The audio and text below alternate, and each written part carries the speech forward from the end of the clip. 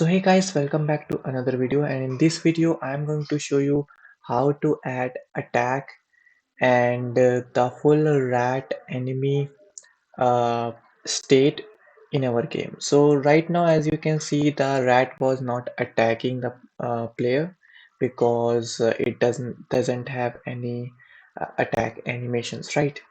So first of all, let me show you the rat script, and I'm going to explain each of these things one by one. So please stay focused, and this video is going to take a little longer than my previous videos. So right now you can see we have this attack rat script, and in this rat script you can see that I have used a very simple state machine. This state machine has four states: idle, wander, chase, and attack.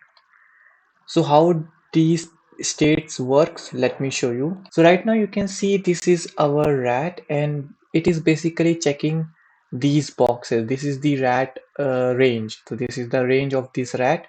So right now you can see the range of this rat is 4 tiles. And if the player goes outside the range, the state will get changed to wander. Basically, the rat will wander on a particular position, and it will take a random destination tile and move towards it, and then again a random wander there. So if the player is inside these boxes, inside the range of the enemy, the rat will basically start chasing the player. And if the player is within one tile, I mean, that means basically the player is very close to the rat, it will change its state to attack. So let me show you the demonstration of this full state machine. So here you can see I have created this here. So if we go on our rat here, you can see right now if I do this, you can see the rat is hurting our player, right? Why? Because we are very close to rat. So if I go away from the player, now you can see it changes its state to wander. And if I go inside the range of the rat, you can see it will start chasing and then attacking. So that's how this state machine works.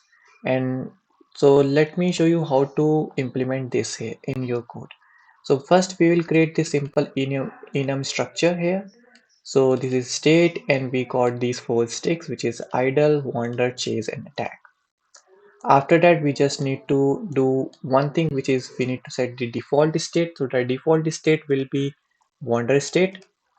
And then you can see we need to set a few things here, like the range of the wander, and then the speed of the rat that we have already discussed in previous videos before. The detection range, that means the range that the tiles the rat will detect, the range of the tiles, like these green tiles, how much the range of you want to do here. So by default I have made this 4, so that if the player is inside this range, the rat will change its state to chase, and if the player is inside one tile, then the rat will change its state to attack. So this is the attack range, and after that we can also have some timers here so that it doesn't attack continuously. It will also wait for few seconds, then attack, then wait for few seconds, then attack. That is attack cooldown time, right? So I have created few functions here. Let's see them one by one. So the first function is, as we have already done some few work on our project before, like the ready function, which has the same code as previous AStar Grid code. And this is a new thing. I will discuss this in later video. And this is the function physics process delta. So this physics process delta has now attack cooldown timer. So basically we are checking if the cooldown is greater than 1, is greater than 0, then we need to decrease the cooldown timer, and if it is goes below the 0, it will not execute the attack cooldown time, right? Basically it will wait for few seconds and then attack. So that is the whole purpose of these statements of code. And then you can see if we are not assigning any player. So basically if you see here in our export variable, which is this, so if I show you, in our rat scene. So this is our rat scene. If I click on this rat scene, you can see we got this player node here assigned.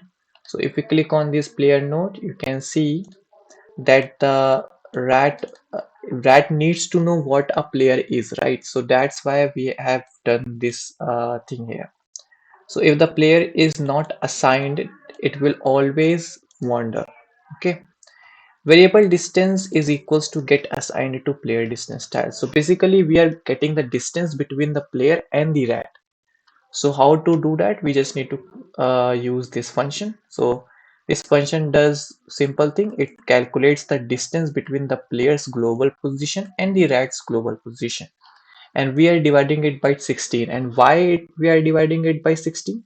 So let me show you a visual example for this.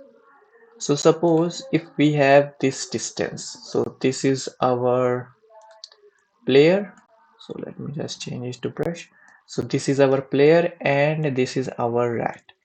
So in order to get the distance in tiles like this, we don't want continuous distance. We want the distance in tiles, right? So that's why we divided it into 16 uh, segments. So like how many tiles we are close, in order to calculate how many tiles we are close to the player, how many tiles the rat is close to the player. So the whole distance get divided by 16. 16 is the size of each tile. So we can determine how many tiles we are the player is far away from us, right? That's why we did this thing. After that, you can see we have created all the functions for our states. So first function is idle function. So basically it displays the idle animation for the rat. It has a velocity vector 20, which is basically no velocity. Idle means basically it will be on one tile forever, and it will just wait on that tile until its state gets changed to wander state. Then we get to the wander state. Basically what wander state does, I have already told this in my previous video, that it basically takes a random destination, random tile, and then it goes to that tile and then again wait for a few seconds and then again choose a new destination tile and then wait on that uh, tile. So that's what this whole thing does, the wander state. After that, you can see this is the whole code for choosing the random target. I have already explained this in previous video. So this is the whole AStar grid algorithm that we are doing here. Handle chase. So this is the main thing when chasing. So if the player is inside the range of the rat will basically get the distance from the player and then move and create a path. So this is the whole path. So the rat is basically creating a path from its own tile and then player tile and then moving towards along the path. So creating a path between the player and rat and then rat is moving towards that path. So this is the whole handle chase code does. After that we have handle attack. So if the player is within one tile, the rat will basically just play the attack animation and it will flip the animation depending on the direction the player is. And we are also doing the attack cooldown because we don't want the health to decrease fastly player, right? So we need some cooldown in attack like 0.2 seconds, 0.1 second. So we need that cooldown time. So this is the whole cooldown time to get the player damage, and this is getting the direction of the player, and that's it. So this is the whole attack function here, and this is the move along path, which is again a star grid algorithm that I have explained in the first video. And this is the get damage function. So if the player attacks the rat, then the health get decreases to -1 and we get the hurt animation played, right? So that's the whole script of the rat. Okay, so let's take a look at the player script. So how the player is attacking the rat is much more important and interesting to do. So right now you can see we have already discussed all these things before. The only new things here is the attack thing here. So now I have added this attack range constant variable, and then I have added this attack cooldown time. And again, we need a Boolean variable for hurting. So if the player is hurting, we need to know that player is hurting. So uh, we can also do a cooldown thing here, right? And then I have added a timer here because we need some wait time to do the attack and get hurt. That's why using the timer here. After that, you can see if we go here. Um, so the first thing that we need to do is when I am clicking on the enemy, the player is going to that enemy and attacking it. So let me show you. So if I click on this rat, you can see now our player is attacking the rat, right? So now we need to detect that target enemy when I click, right? So for that, I have this function.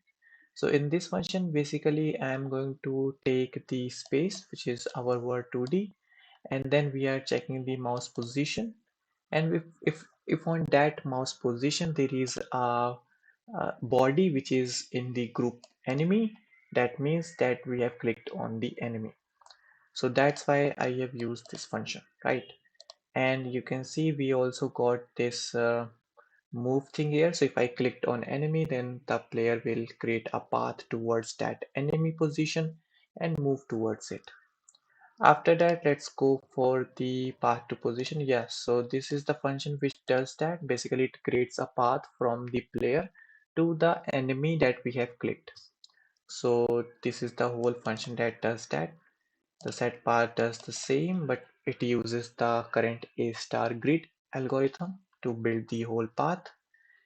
And then we have this attack animations for the player. So if the player is on the right side of the enemy, then we are going to play the left, attack left, right, you can see. And if the player is down, then we are doing this. And if I go on the down,